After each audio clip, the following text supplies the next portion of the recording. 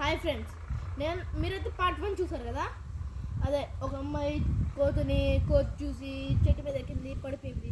దానికి పార్ట్ 2 అది రియల్ కాదు, మాకు చెప్పింది అదొక అబద్ధం. ఎందుకంటే పార్ట్ 2లో నిజమైన కథ చెప్పబోతున్నాను. దానికంటే ముందు ఈ వీడియోని లైక్, షేర్, సబ్స్క్రైబ్ చేసుకోండి. ఆ ప్లేస్ కూడా మీకు అసలు నేను చూపిస్తాను. మీరైతే ఆ అమ్మాయి ఆ రోజు ఏదో పూజరాత అనేది పండగ.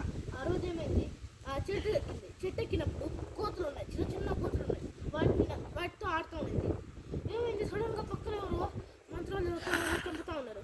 వాళ్ళకి అర్థమైపోయింది, ఆ అమ్మాయికి అర్థమైపోయింది చేతబడి చేస్తున్నారు ఎవరు, మన అమ్మ నాన్నకి అర్థమని ఫాస్ట్గా పరిగెత్తింది. దిగుదాం అనుకునే లోపల కాలు దారి కింద పడిపోయింది.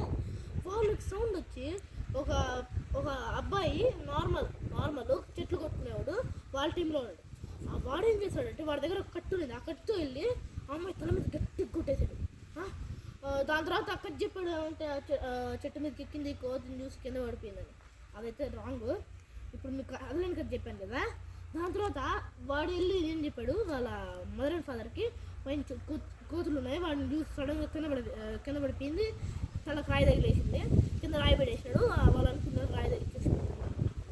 ఇప్పుడు ఆ కథ నాకు ఎవరు చెప్పినారంటే, మొన్న సొంతంగా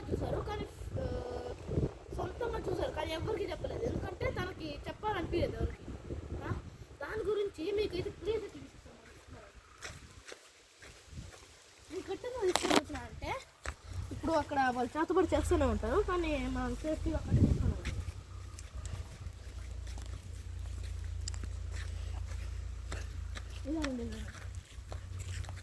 కరెక్ట్గా అక్కడ చూడండి, దాని కనిపిస్తాను మీకు అక్కడ చెట్టు.